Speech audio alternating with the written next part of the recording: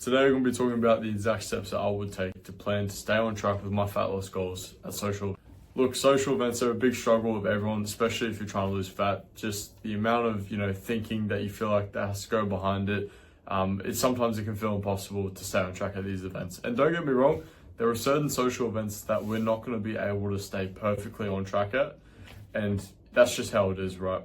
But an important thing to note is that instead of, aiming for perfection and staying on track, we can also reduce damage. Look, yeah, we might not be able to stay within our calories and our protein goals during a social event, but what if we can only, limit it to going 300 or 400 over, where we'll still lose a good amount of weight for the week? Yes, it might be very slightly reduced in terms of the rate, but for the social event, given what it is, it might have been like an all-you-can-eat buffet or like a pizza place or just somewhere where it was always going to be high in calories and always going to be danger. If we can actually just reduce the damage of a place like that while still enjoying it and staying basically on track with our goals, I think that's a pretty good win. So that's sort of the mindset that we're going to cover throughout the video is, looking at some of the social events as just trying to reduce damage rather than being perfect and staying completely on track at every single one.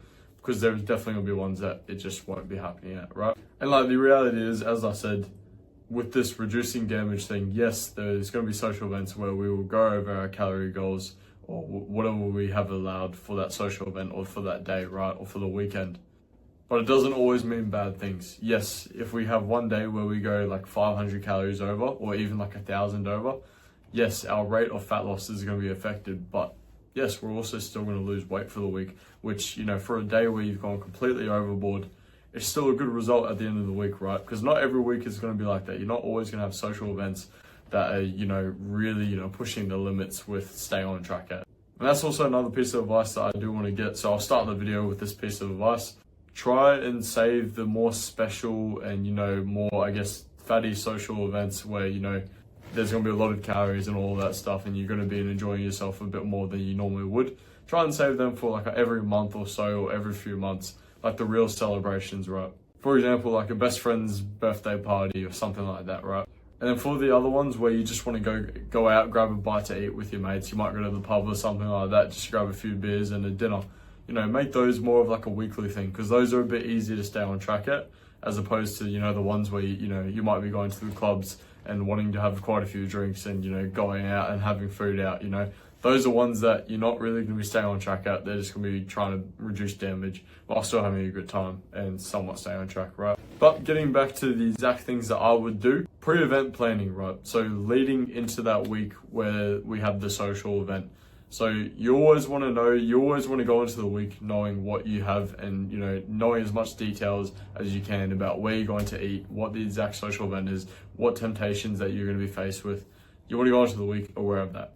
And look, I know this is all going to sound scary and you have to know a lot of details.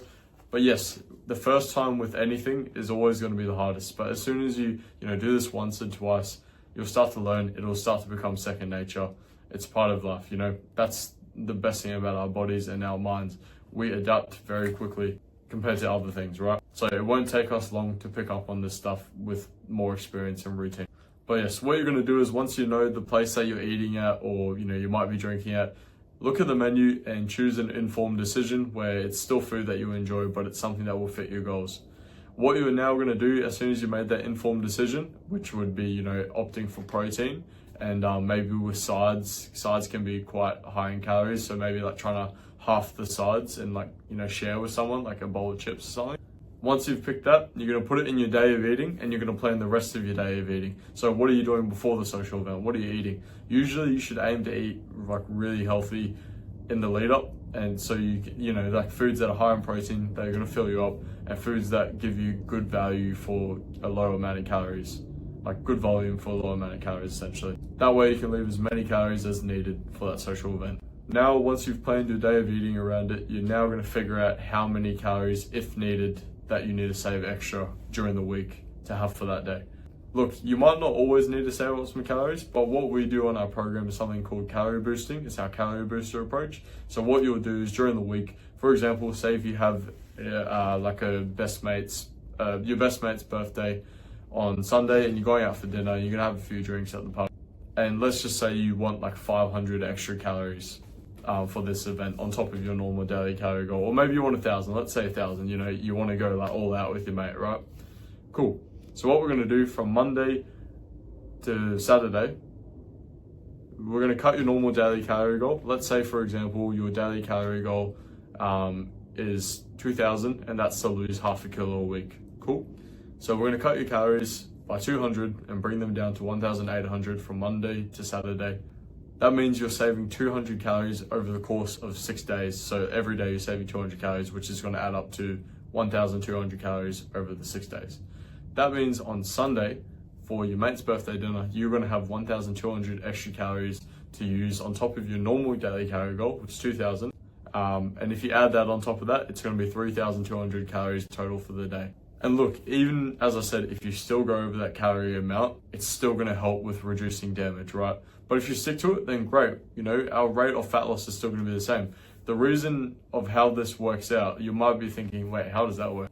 You can look at calories over a weekly basis, right? Because, you know, at the end of the day, your daily calorie goal is to achieve a weekly goal, right? Like, for example, if your maintenance calories is 2,500 and you eat a daily calorie amount of 2,000, you'll be losing about half a kilo a week, depending on what exercise you're doing. Something around that, right? So on a weekly sort of, if you look at it a weekly timeline, 2,000 times 7 is 14,000. So as long as your calories still equal 14,000 by the end of the week consumed, you will lose the same amount of weight because you've consumed the same amount of calories as you would. Yes, it's going to be more choppy and changey because instead of having 2,000 every day, you're now going to have, you know, Monday to Saturday 1,800, and then you got Sunday, which is like 3,200 or maybe even more, right? With the calorie boosting, I wouldn't go anything more than 200 just because it can make your daily calorie goal a bit too aggressive to the point where, you know, you might get really bad cravings, you might be starving and all that. So I would really not recommend going over 200 unless you are really desperate to stay on track and you've got like a monster social event coming up or like a weekend away that you really want to stay on track for, or you just really want to enjoy and try and reduce the damage as much as possible for. But ideally, I would not go more than 1 to 200. Cool. And as I was talking about before with like picking your social events, you know, saving the big celebrations for every few months or so, the more of the week to week stuff, like as I said, going to a pub, you know, you want to try and choose like options where, you know, like something like Nando's or Grilled or GYG, somewhere where it's a bit more of a known restaurant where you can find, you know, easily track the food on MyFitnessPal because it's all, you know, all the menu options are on there. It's easy to track. And there's also plenty of options that are easy to see that will fit your goals. It's not like there's going to be a menu item on Grilled that's 2,000 calories. The burgers are generally like 500 to 700 or 400 sometimes. Chips like 500 as well. So, you know, you can pick out a meal from that. You might share a chips with a partner, but these will usually make, you know, that weekly social event, staying on track at them a lot easier than, you know, trying to go out to the clubs every weekend and, you know, track all your drinks that you get from the bartender, right? It's probably not going to happen, right? Now we're talking about some things actually at the social event itself. So it sort of plays into that, you know, making an informed meal decision, as I was talking about earlier on in the video. You want to pick something that you will actually enjoy. Do not just opt for the salad because the salad is very low in calorie or something like that. Pick something that you actually enjoy. Obviously, pick something that will let you enjoy, but obviously it won't be too overboard, right? Something that will treat your craving, but not be overly done, right? Unless you've saved up the calories to, you know, do it a bit more than you need to, right? For sides, as I was saying, they are usually more calories than the actual main meal itself. For example, if you get a pub, you know, steak and chips, the chips will probably be more calories than the steak itself, like, which is crazy to think, but it's very true. The steak, if you get a 250 gram like rump steak, that would probably be like maybe pub made, it might be like 400-500 calories, depending what the chefs at the pub put in it, oil and all that stuff. But then the chips would easily be the same amount, right? And it's not as much chips as the steak, right? So something you could do is share a side with someone, or you just get a smaller portion of the sides. Don't go get the massive large chips, like the extra bowl of chips on top of the normal chips that you already get with the steak, right? Or like a massive garlic bread as well, even though garlic bread is just amazing. It's an amazing side, I can agree. But yeah, if that's an issue, you can always save up the extra calories for those sides anyway. As for like drinks, try and go for lower calorie options, not just alcoholic drinks, but like drinks in general. For example, you know, plenty of places do like Coke Zeros and Sprite no sugars and Pepsi Maxes and all that, like 0 calorie drinks. You know, get some of those, or like even with alcohol, there are some lower calorie options that you can get as well.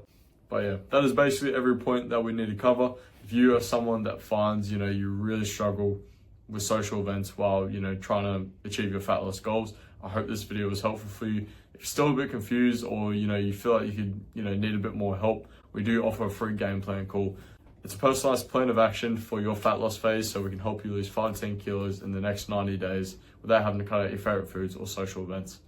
If you want to jump on this call and get this free plan, just go to my Instagram at landonquinn.coaching. Simply just DM me the word game plan.